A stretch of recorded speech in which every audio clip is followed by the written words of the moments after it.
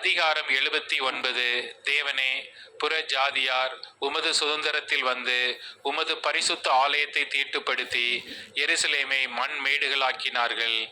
உமது ஊழியக்காரரின் பிரேதங்களை ஆகாயத்து பறவைகளுக்கும் உமது பரிசுத்தவான்களின் மாம்சத்தை பூமியின் மிருகங்களுக்கும் இரையாக கொடுத்தார்கள். எருசலேமை சுற்றிலும் அவர்களுடைய இரத்தத்தை தண்ணீரை போல சிந்தினார்கள். அவர்களை அடக்கம் பண்ணுவாரும் இல்லை. எங்கள் அயலாருக்கு நிந்தையும் எங்கள் சுற்றுப்புறத்தாருக்கு பரியாசமும் சக்கந்தமும் ஆனோம். எதுவரைக்கும் கர்த்தாவே நீர் என்றும் கோபமாயிருப்பீரோ? உம்முடைய எரிச்சல் அக்கினியைப் போல் எரியுமோ? உம்மை அறியாத ஜாதிகள் உமது நாமத்தை தொழுது கொள்ளாத ராஜ்யங்கள் மேலும் உம்முடைய உக்கிரத்தை ஊற்றிவிடும். அவர்கள் யாக்கோபை பட்சித்து அவன் குடியிருப்பை பாழாக்கினார்களே.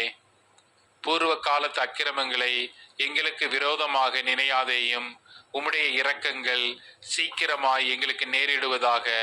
நாங்கள் மிகவும் தாழ்த்தப்பட்டு போனோம்.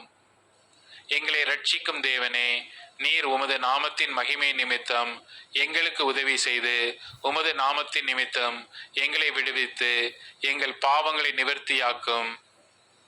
அவர்களுடைய தேவன் எங்கே என்று புற ஜாதிகள் சொல்வானேன்? உமது ஊழியக்காரருடைய சிந்துண்ட இரத்தத்தின் பழிவாங்குதல் ஜாதிகளுக்குள்ளே எங்கள் கண்களுக்கு முன்பாக விளங்கும்படி செய்யும். கட்டுண்டவனுடைய பெருமூச்சு உமக்கு முன்பாக வரட்டும். கொலைக்கு நியமிக்கப்பட்டவர்களை உமது புய பலத்தினால் உயிரோடே காத்திருளும். ஆண்டவரே, எங்கள் அயலார் உம்மை நிந்தித்த நிந்தையை ஏலத்தனையாக அவர்கள் மடியிலே திரும்ப பண்ணும்.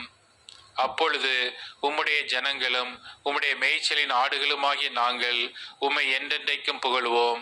தலைமுறை தலைமுறையாக உமது துதியை சொல்லி வருவோம். சங்கீதம்